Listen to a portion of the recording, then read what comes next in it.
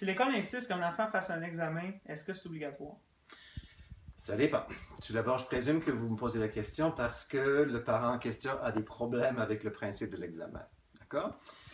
Commençons avec si le parent n'a pas trop de problèmes à ce que son enfant passe un examen. C'est important que l'examen se fasse dans un cadre qui n'est pas 40 ou 30 ou 40 élèves assis dans une même salle, parce qu'évidemment, ça va être très intimidant. Donc, il y a des accommodements qu'on a réussi à trouver ou que la quête, sans même l'intervention de son avocat, a trouvé. Si le parent n'est pas d'accord, il faut faire d'abord un petit peu d'exploration. Est-ce que ça vient seulement de la directrice ou du directeur de l'école locale? Est-ce qu'il y a une politique de la commission scolaire? Et je pense que ce serait important que le parent soit en contact d'abord avec le groupe de soutien parce qu'il connaît probablement mieux que n'importe qui d'autre les pratiques de la commission scolaire.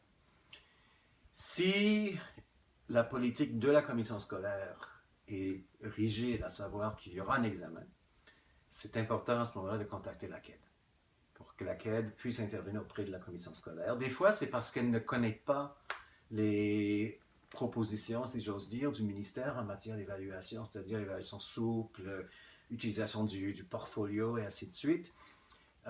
Souvent, c'est l'ignorance qui entraîne des positions rigides. Et là, la CAID peut peut-être ouvrir des portes déjà sans que ce soit nécessaire d'avoir recours à l'avocat. S'il y a toujours un blocage, c'est très clair qu'il faut engager une négociation. Et probablement que je serai partie prenante de cette négociation. Ça ne veut pas dire que dans tous les cas, on arrivera à empêcher qu'il y ait un examen, mais on va faire en sorte que l'expérience, finalement, soit la moins intimidante possible pour l'enfant.